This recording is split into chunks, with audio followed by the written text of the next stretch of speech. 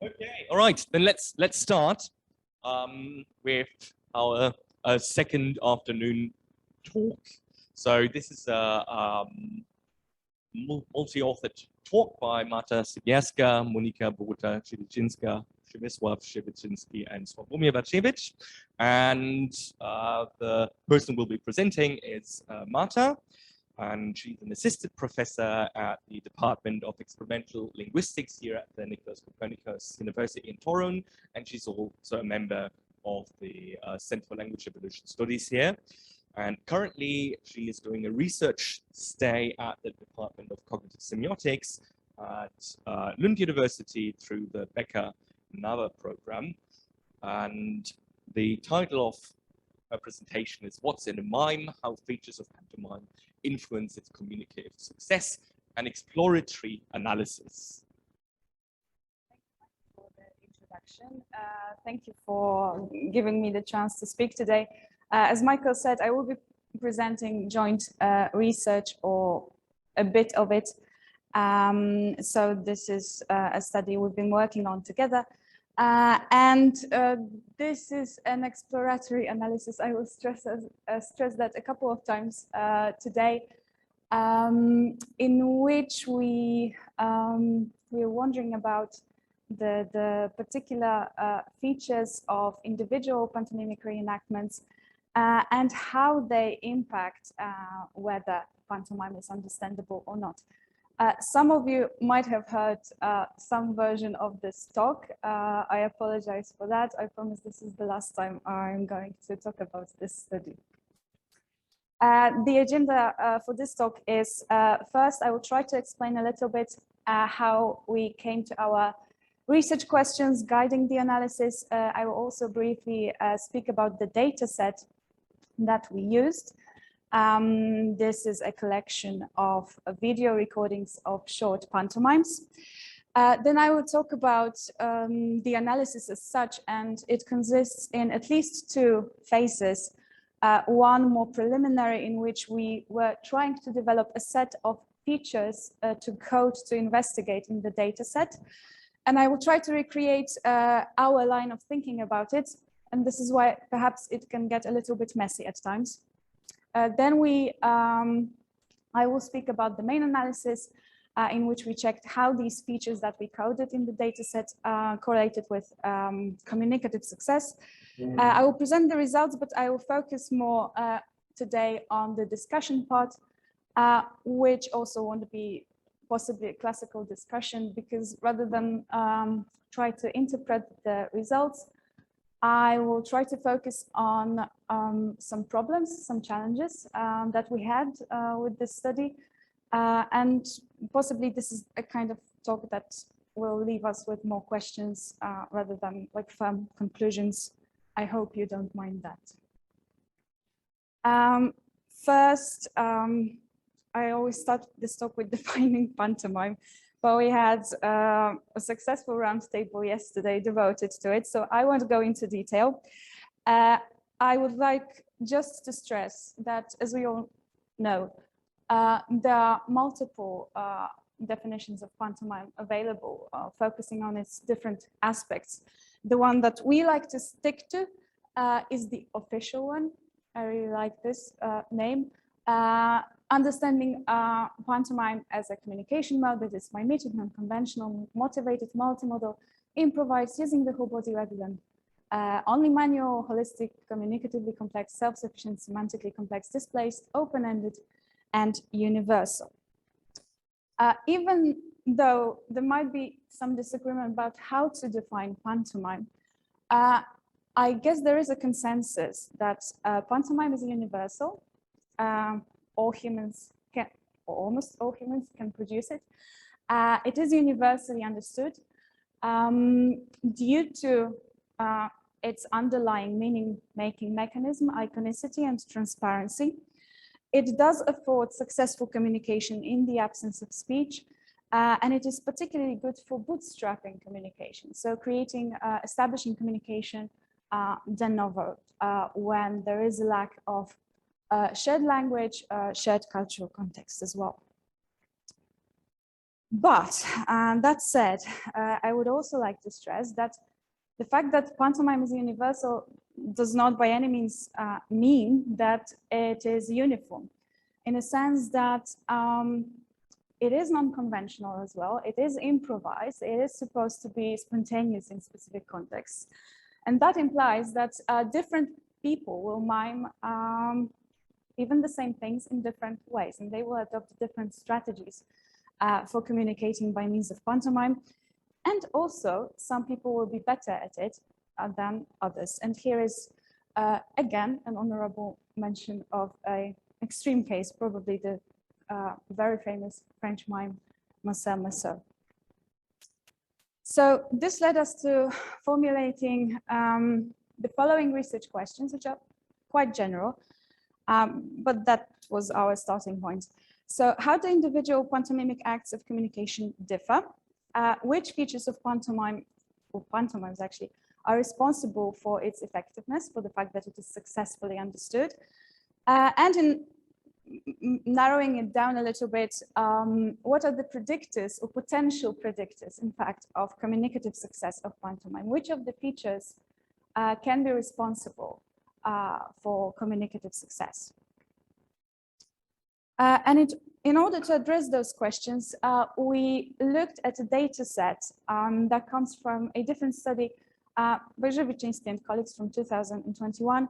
It was reported in the paper that was shared with the participants of the symposium, so I won't go into detail of that original study unless there is need to explain something. But this data set consists of over 600 video recordings of short pantomimes.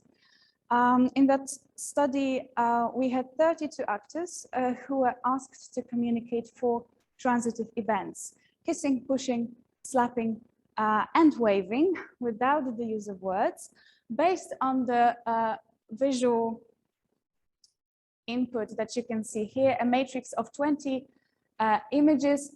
As you can see, I hope they do not only show different actions, but we also have some variation in terms of the qualities of the characters. I have different genders, we have different ages of the characters. And also there are some elements that are conspicuous, such as specific props, a scarf over here, for example, that really stood out in that semantic space. And all in all, we considered that to be a relatively crowded semantic space. The actors were given exactly the same input, exactly the same instructions, and yet in terms of the strategies they adopted for the pantomimes, these differed quite a lot. They produced pantomimes of different length, but also used different articulators, and there were some other observable differences. Those pantomimes were video recorded, and they were later used in a guessing game in which guessers or matchers were asked to view a recording and match it back to a specific image from the matrix.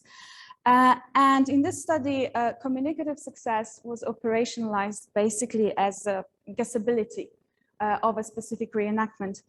And we got varying guessability rates for individual reenactments. So basically, once again, some people did a better job than others. Oh, this is a habit. So we decided to do an exploratory study in which we would come up with a set of potential predictors of communicative success based both on the available literature, but also a bottom-up analysis of the data set.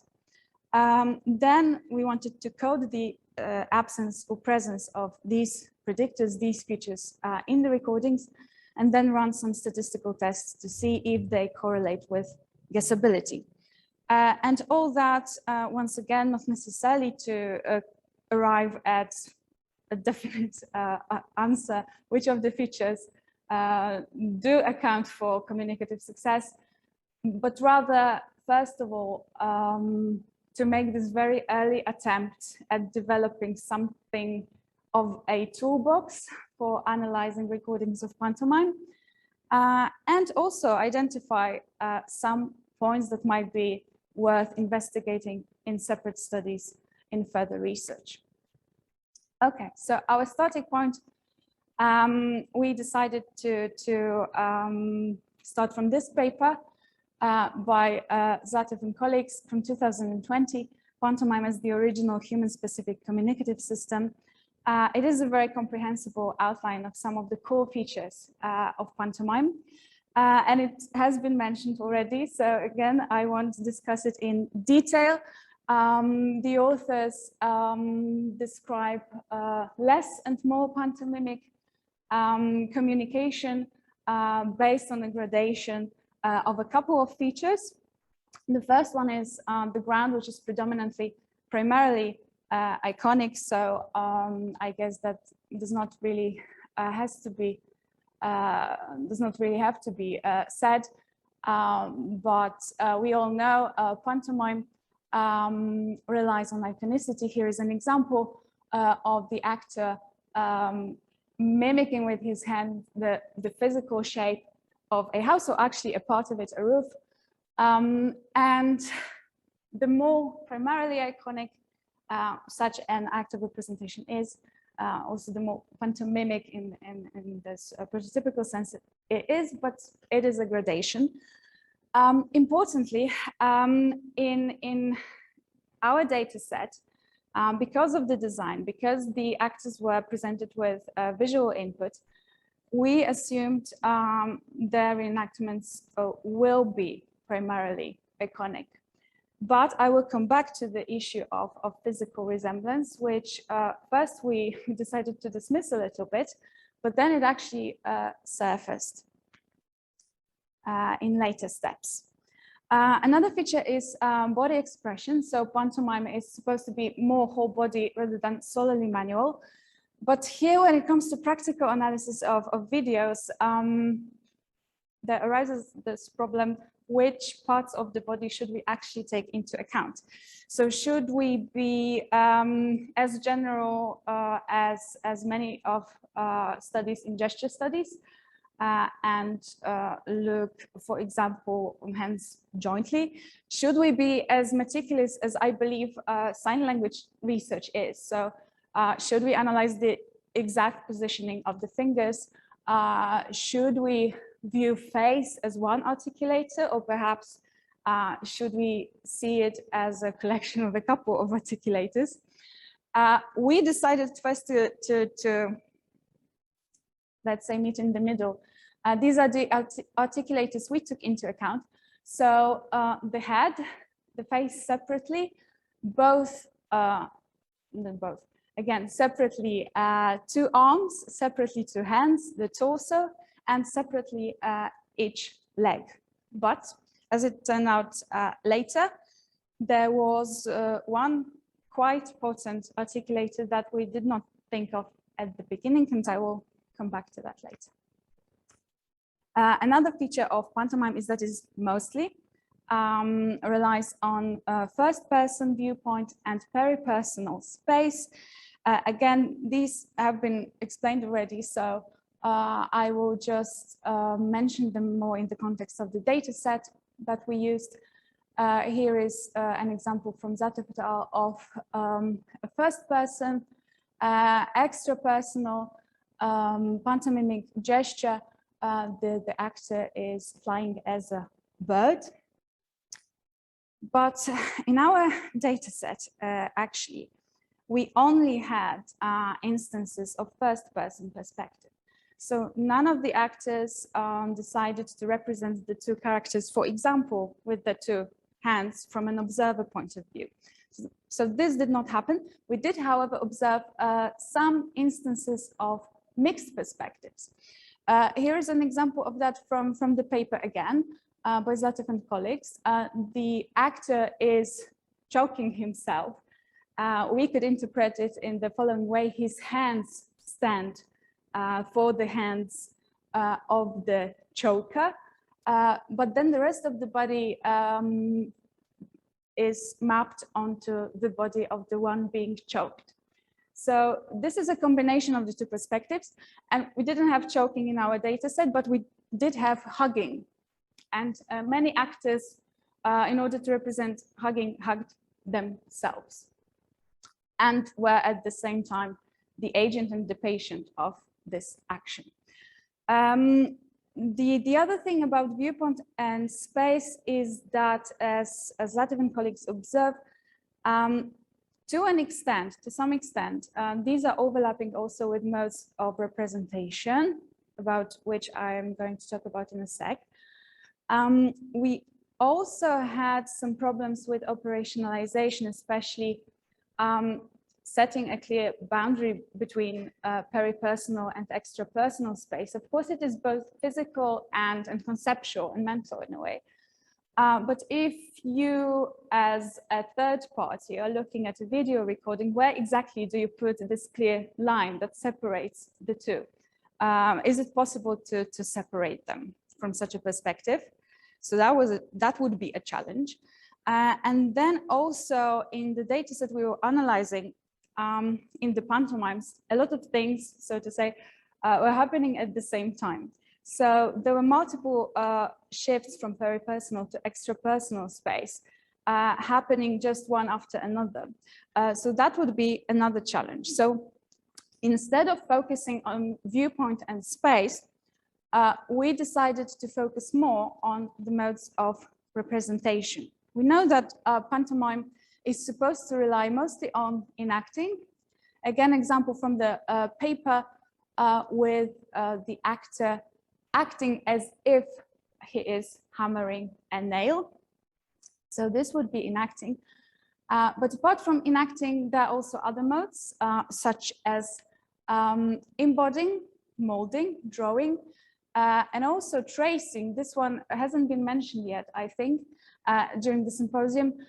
In tracing, the actor uses hands or fingers to trace the trajectory of movement of an object.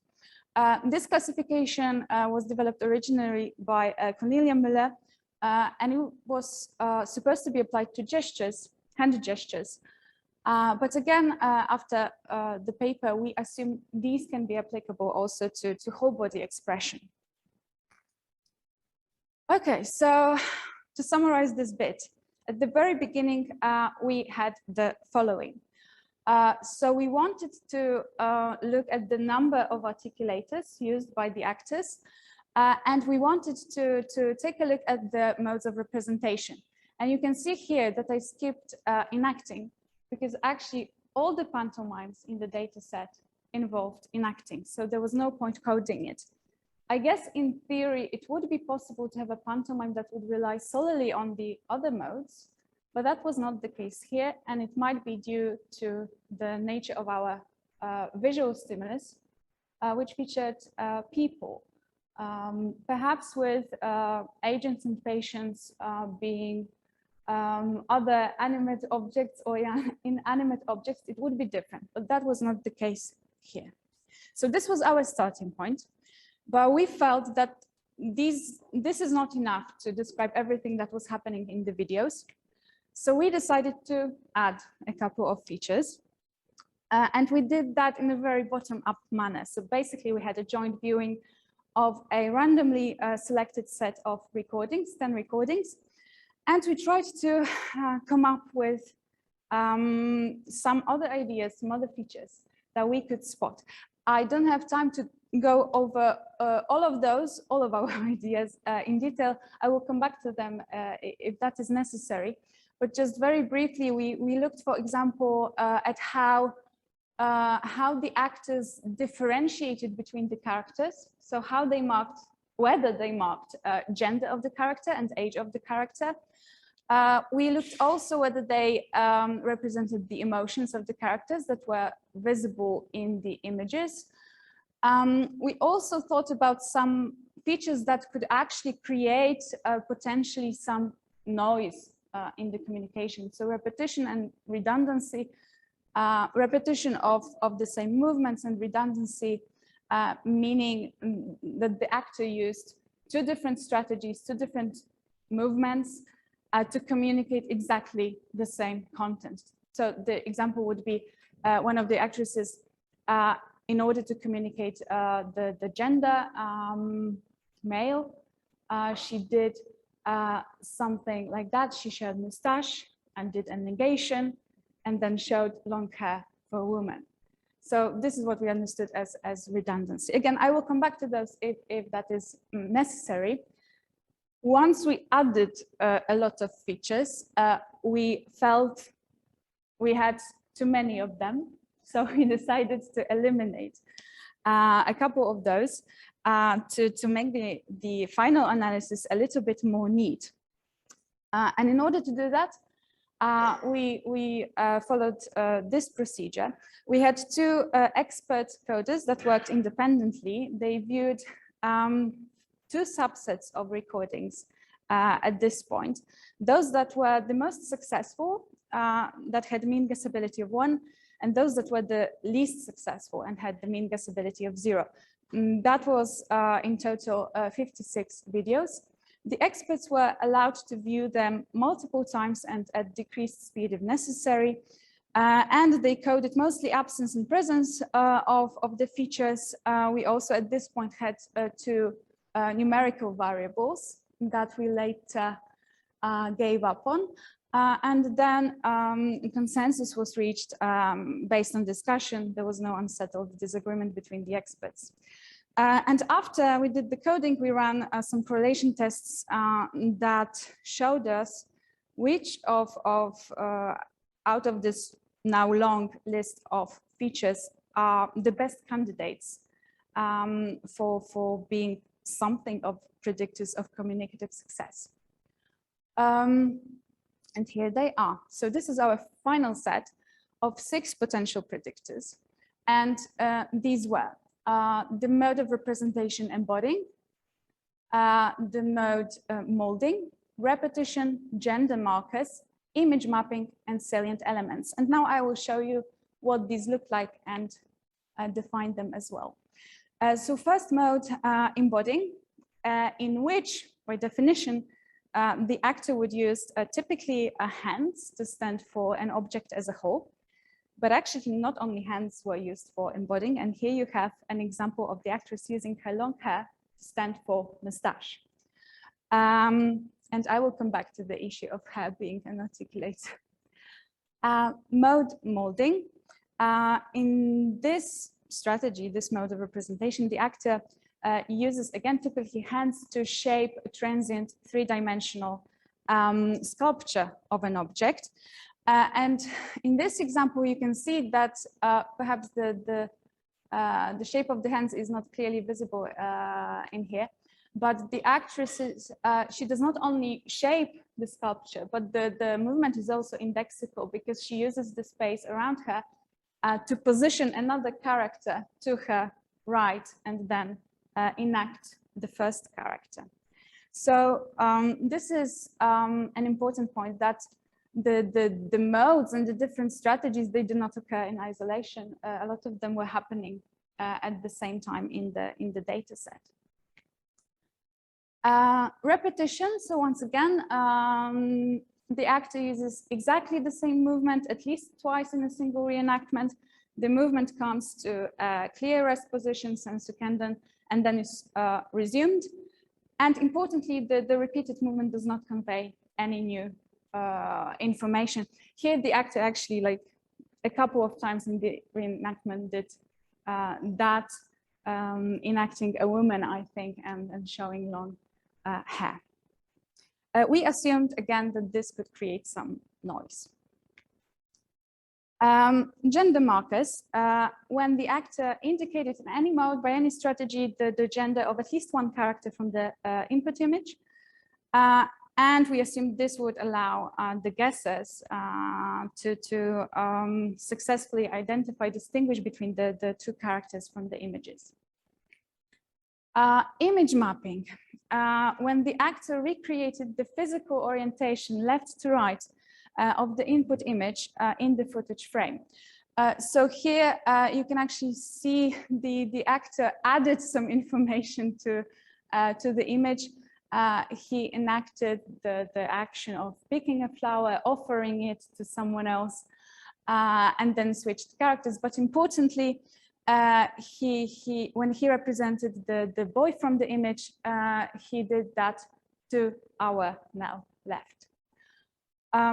We assumed this would make, first of all, the identification of characters easier, but also the cognitive load on the guesser would be smaller because they wouldn't have to like flip in their heads what they saw to match it to the image.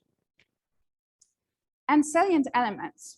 So when the actor explicitly represented a conspicuous item included in the input image. So all those elements that allowed like very quickly to distinguish between images because they appeared only in one or two images. So different props, backpack, briefcase, a tote bag, a scarf, a flower as well, pieces of garment, but also specific hairstyles or like very specific positioning of hands or legs in particular. Here you can see the actor enacting, putting on a cap and even turning it back to probably to accentuate its presence.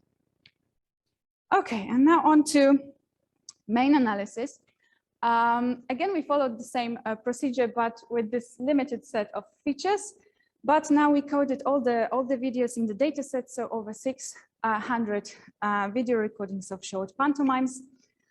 And what we found out was that out of the 6 features, only repetition did not influence communicative success in a positive way. All the others, you can see that embodying here is on the side because we had a small number of observations for this one, so we had to run a different test. But all the others, they correlated with guessability in a significant way. We wanted to get a sense of which one of them is like the most powerful predictor. And in order to get that sense, we created a classification and regression model, tree model. And it turned out that the most powerful predictor is the inclusion of what we call salient elements. But this was not the only like strategy that was relatively powerful. Joining salient elements with image mapping was also a good predictor of success. Also, image mapping on its own and gender markers on their own were quite powerful. We also wanted to see which of these co-occurred. As you can see by now, some of them refer more to the form and the formal features of pantomime. Some are more connected to the content of the representation. And here, like this makes sense if you look. This is not cooperating with me. At salient elements, this feature refers more to the content, so it makes sense that it co-occurred with embodying and molding because they were simply like the formal strategy to show the presence of a salient element. Also, salient elements co-occurred with gender markers, which perhaps could be considered a sort of an informatively richer strategy. Then also gender markers co-occurred with image mapping and correlated with guessability. With perhaps, again, jointly, they can be viewed as a good strategy for differentiating between the characters. And now I believe that the most interesting bit is actually based on our more qualitative, not quantitative analysis of the material. So we learned that the inclusion of salient elements boosts the chances for communicative success, but it did not guarantee communicative success. So in the input matrix of images, there was one salient element which was particularly conspicuous, and that was a toddler. There was only one image with a toddler. However, not all reenactments of this image were successful. Some were complete failures and had mean guessability of 0. So we decided to take a closer look at all the pantomimes of this particular image to try to get a sense of what was going on. This is an example, shown just as a sequence of photos of a successful reenactment of that image. And as you can see, the actress here performs a very similar shoulder hold. And the way she positions the kiss corresponds more or less, like this space in front of her face corresponds more or less to the head or the face of the baby from the image. So it is quite similar, but this is not how many people showed it. Here are 2 unsuccessful examples. And in the first one, the actor first reenacted the child that wants to be picked up, reaching its hands. Then he picked the imaginary child up, placed a kiss in the third photo, but that looks a little bit strange, as if he was choking the toddler. And it's not clear where exactly the kiss lands. And then he put the kid back and gave it a pat on the head.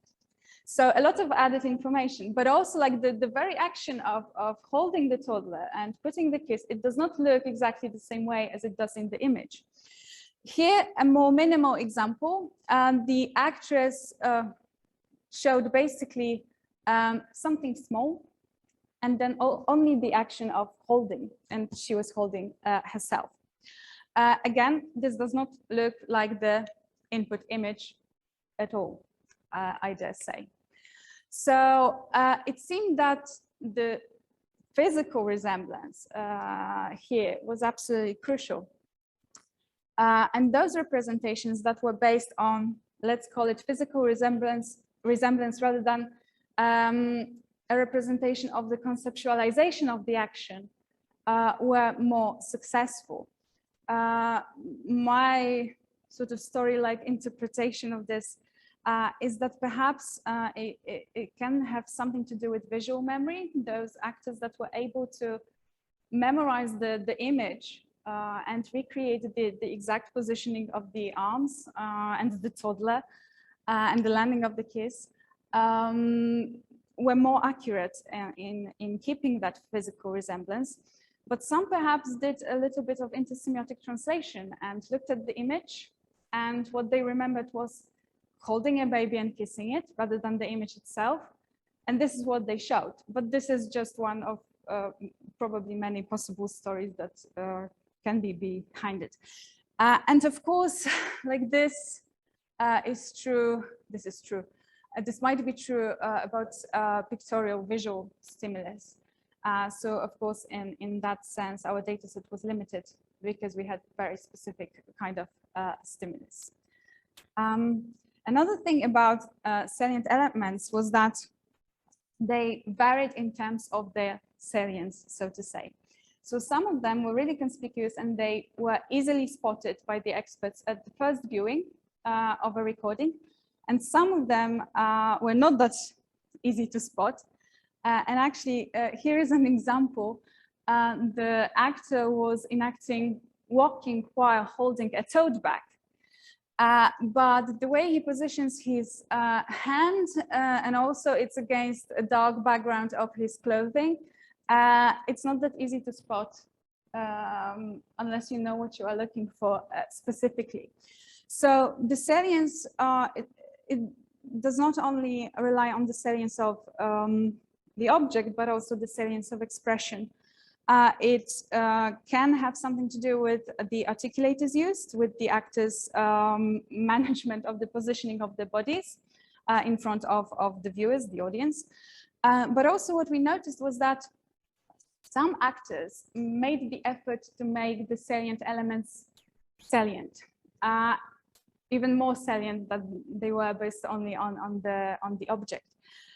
So they would use modes, specifically molding, to stress the presence of a specific object in space or its qualities. And to give you an example, sorry, I'm not showing everything here from the data set, I will be miming a little bit. We had a case in which the actress showed straightening up a skirt, but then on top of that, she also did some molding to show the volume of the skirt. And that was a similar strategy was adopted for showing hair. So some actors showed like long hair, but also like accentuated the volume of it. In those cases, molding was not so much like the sole mode for representation, but also a means of emphasis. This is something that was already mentioned with the same video by Przemek and Sławek in the morning. I didn't know they would use this particular example. What we also observed, now moving away from salient elements to some other things that might be interesting, was that once, okay, first perhaps the actors were miming the sequence of 20 images. In this exact sequence you could see in the matrix from 1 to 20. And in the course of such a recording session, we could see that once an actor came up with a strategy for showing something, so for example, using a specific mode embodying for marking gender, they would stick to it. So they were pretty consistent. But what changed, and we haven't like measured it in any way, this was just like a post hoc observation. What changed was the quality of the movement. So in this example, you saw also in the morning, the actor performed a kind of a curtsy for women with showing the skirt. And first it was quite robust like that. And then it was that, it was that. So it was the same strategy, but the scope of the movement changed. The movement became a little bit sloppier. And in the design, there was no direct communicative pressure put on the actors. Perhaps this happened due to some tiredness effect. Okay, some problems that we encountered, and I will mention just a few that were the most painful. The first one was with connected with identifying the modes of representation, and especially molding. So in the cases of molding that are usually quoted in literature, these are quite clear cut. So if I want to show a ball and I do it like that, this is quite clear. But this is not necessarily how people do molding. So very often when they were showing especially pieces of garment, we were not sure whether the hand was kept and the fingers were kept straight or whether they were bent. The bending would suggest molding at times rather than drawing, for example, or some other alternative modes. But perhaps this is a point that makes it worth considering to look at fingers more closely while analyzing pantomime. Another problem was connected with the baseline. So we had those videos in which the experts faced some controversy. And we were not sure how to interpret the movement because the baseline of the experts also differed.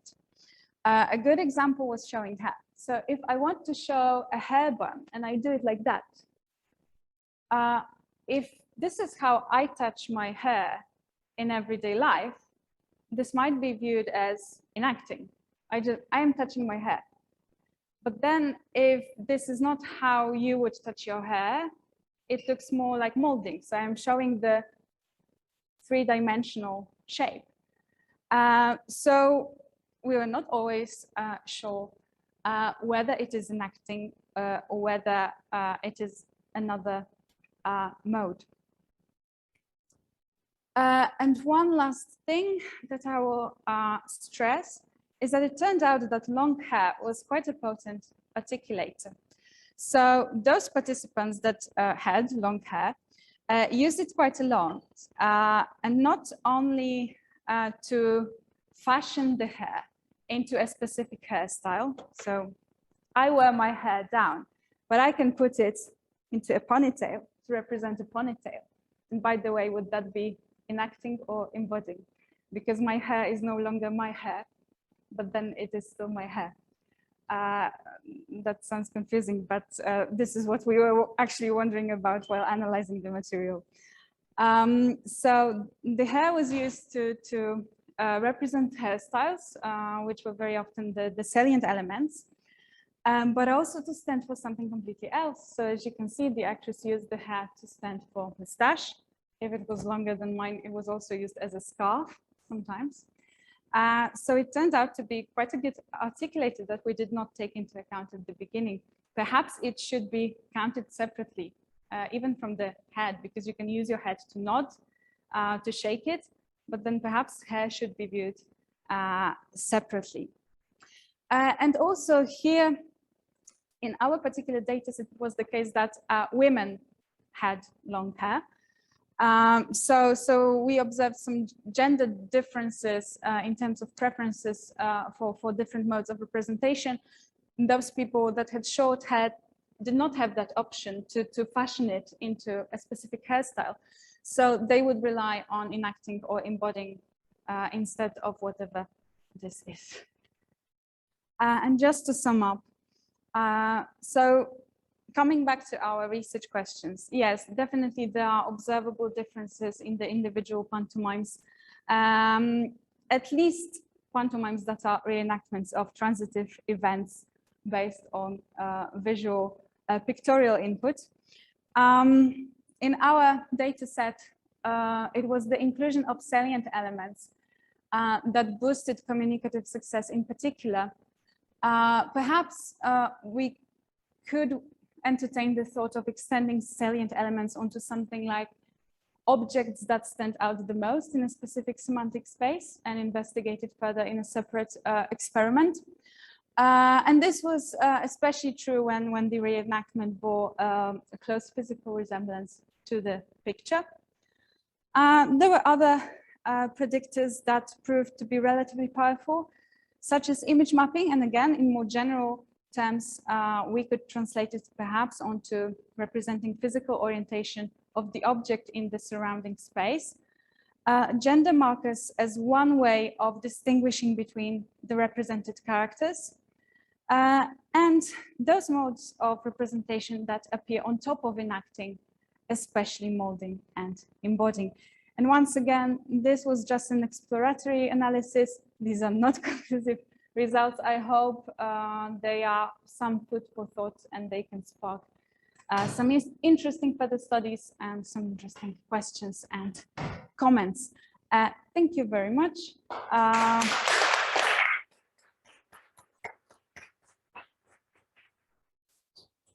And I'll be happy to take any questions.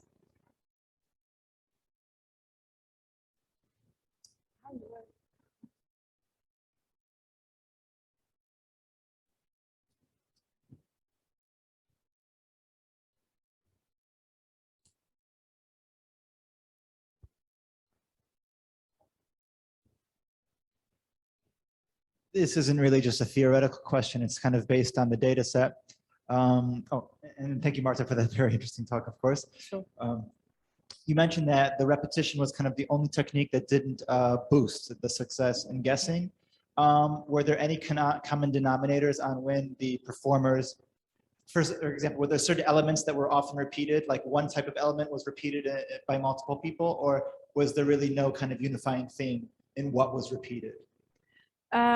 Thank you for the question. It's a good question. And yeah, since it was a kind of a bottom-up approach, we viewed this repetition category in very general terms, but it actually turned out that just as you say, repetition differed as well. So I showed you how people molded some things to emphasize them. That would usually involve some repetition of the same movement. But also repetition looked differently in different actors. So some people would repeat only a specific hand movement. Some would repeat a whole sequence of movements. Some would repeat the whole reenactment. And we didn't differentiate between those because we didn't know. Now we know that yes, there are different kinds of repetitions. And of course, it may be the case that they influence communicative success in different ways. Thank you. Thanks.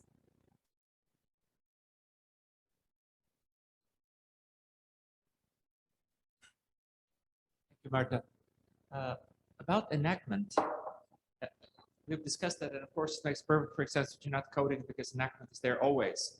Yes. But as you showed with the example of the man kissing the toddler, maybe it's not just a matter of being present or not, but the fidelity of the enactment. So actually, when I saw that and how you explain cases when it was successful and was not successful, I was thinking of Cornelius' examples of as if actions and embodied understandings, right? So could that be the case that it was successful when those communicators who were performing this in a very kind of naturalistic way of hugging, maybe having experiences with toddlers, etc.?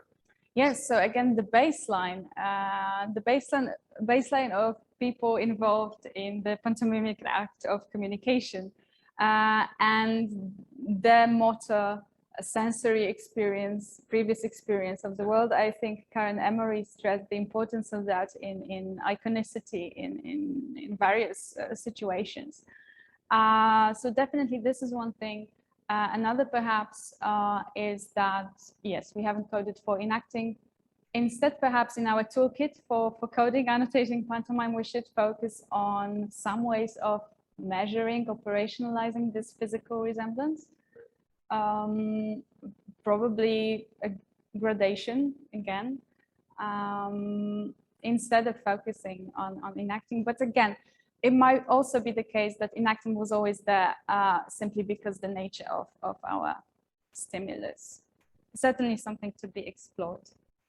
I haven't really answered your question, but we're still thinking it's about it. impossible. But again, Yeah. I mean, if enacting was not there all the time, then would it be pantomime?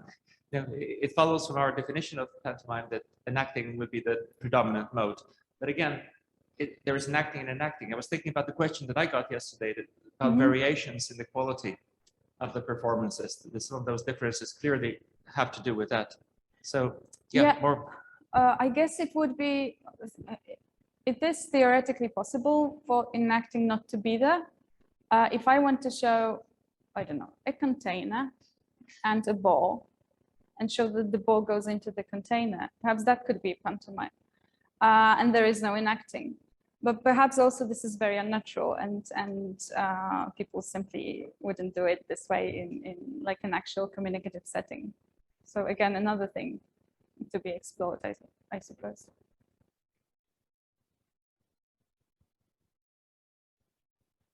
Thanks for the great talk. I think to get at that, you might want to look at the Kita's Tomato Man set because they're less like human beings and things are moving in interesting ways. So I think part of what's going on is these are human beings and we are human beings. And so you enact human beings. But another way to maybe get them to not enact would be, and I'm following from a suggestion in a paper from this lab, sit them down. Again? Sit them down. Sit them down. Yes, that is one option, I would say. Change the stimulus as well. We actually, in the study that Jordan was presenting yesterday, we had some non-human animals in the input, in the stimulus for the actors. And when it came to showing a fish, for example, some people would enact it and like show, you know, swimming around. But more often than that, they would use their hand and go for embodying. And then perhaps also tracing. So yes, sitting them down, changing the stimulus to see what happens then. Thank you for the comment.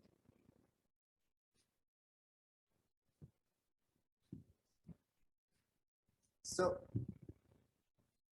you showed Marcel Marceau at the beginning, and he is obviously a master of pantomime, but it is a very formalized skill, which presumably combines his own innovations with centuries of development of the art of pantomime. And you're in some sense starting at the beginning, and you're getting people who are becoming a bit less spontaneous in the short time you're studying them. And you said they're beginning to develop strategies. Yeah. So is anybody filling the gap? I mean, one idea I had was to think of your methodology applied to Marcel Marceau, in the sense that you take video after video after video, and then you have your two experts do guessability with respect to the standard interpretation. And then you try to get what his vocabulary of skills is. And then the interesting question, I suppose, with respect to the whole meeting becomes, when is it worth trying to make better pantomime? And when do you give up and move to proto-sign and conventionalization that no longer looks like the actions very much? Mm-hmm. Thank you for the comment. And actually, we are going to fill in this gap perhaps, because we were thinking about using the same input for recordings of pantomimes done by professional mime actors. And one thing that we would look at would be whether their movements schematize or simplify, whether they become sloppier, or, as we suppose, do they just stay as invested in terms of like energetic costs and the robustness of the pantomime, and also like what you just called the vocabulary, or not. Our prediction, I think, so I'm correct me if I'm wrong, is that they would keep on making those very expressive, very robust pantomimes.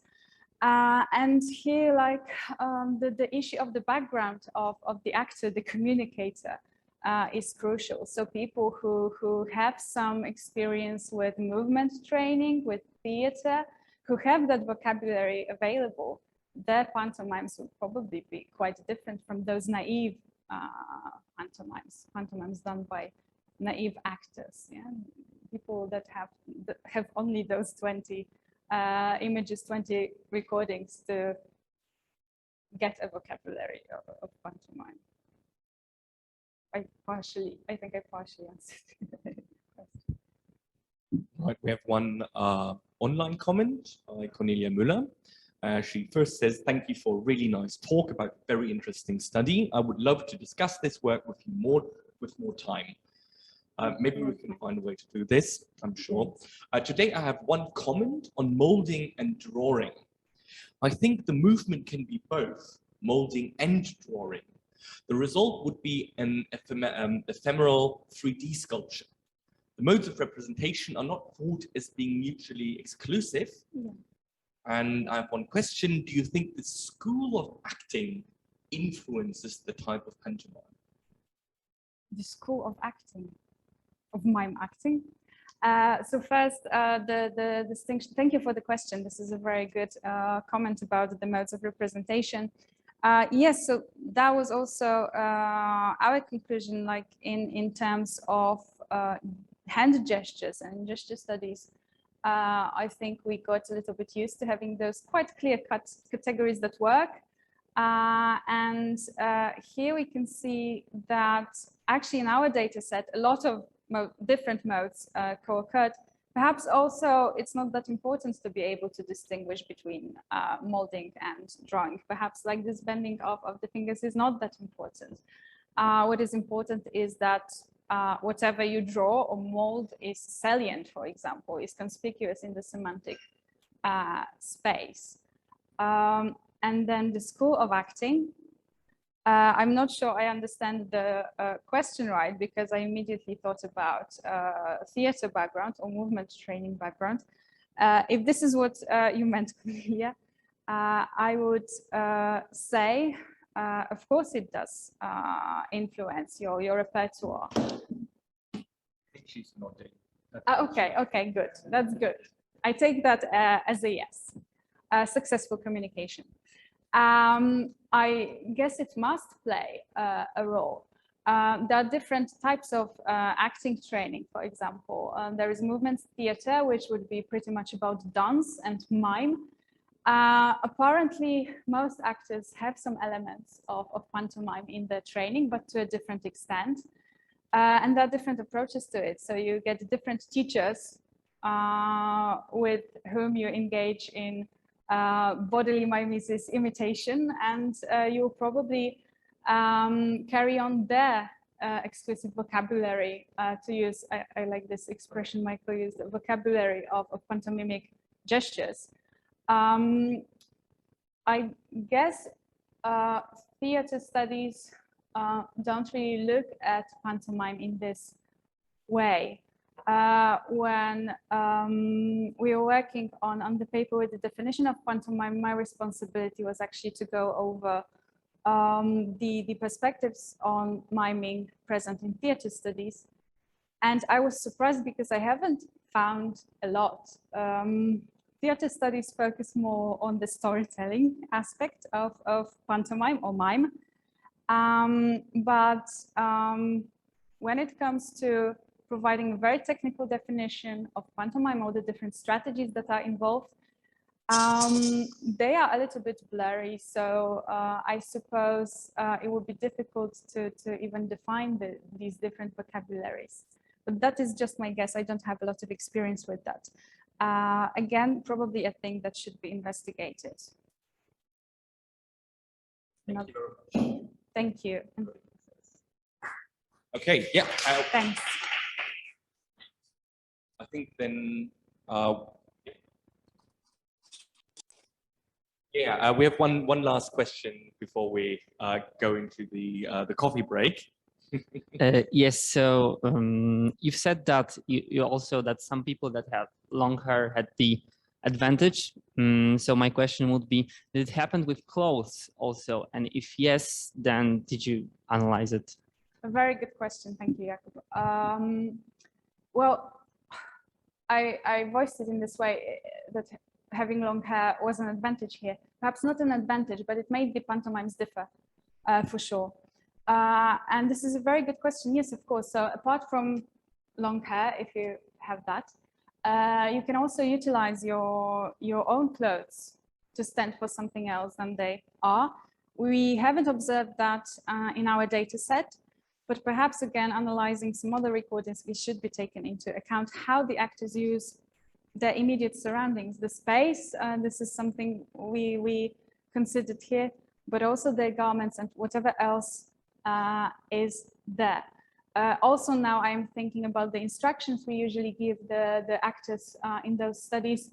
I don't think we ever mentioned that they are not allowed to use their clothes or the surrounding objects or pieces of furniture, whatever is available.